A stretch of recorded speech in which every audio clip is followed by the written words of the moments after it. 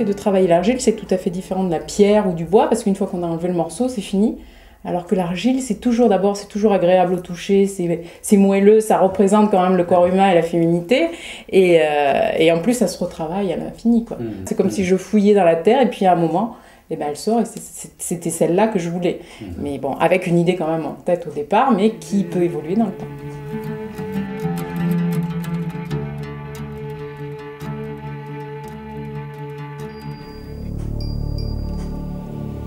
Je crois que ce qui me plaît aussi, c'est que c'est une technique, c'est sans doute la plus ancienne des techniques, après la sculpture sur pierre, mais c'est une des techniques les plus anciennes, parce que le plâtre et la terre, c'est des matériaux qui existent depuis très longtemps.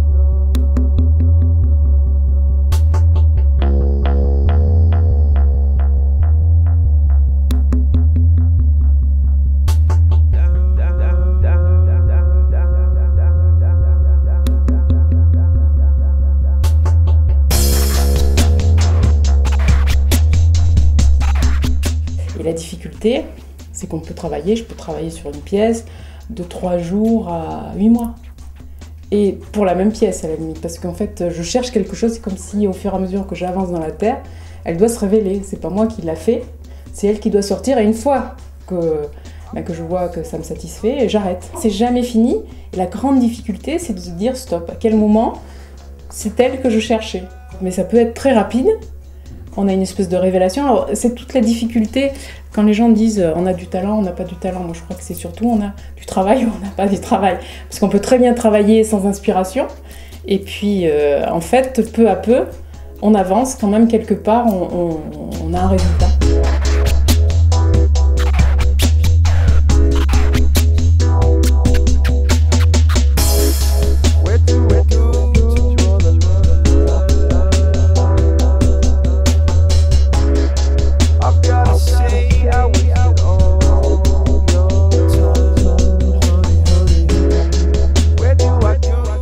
Quand on est parti d'un morceau de terre comme ça, c'est difficile à la fin de dire que ça a une valeur. Puisque finalement, nous on le sait, on est parti d'un morceau de terre. Donc c'était ça, et puis au fur et à mesure, on a rajouté, on a fait sortir des choses, etc. Et puis jusqu'à l'étincelle de vie, parce que l'idée quand même, c'est de réussir, et notamment à travers les regards, à travers l'expression, à travers aussi une ornementation qui parle de culture, de civilisation, c'est de faire naître la vie.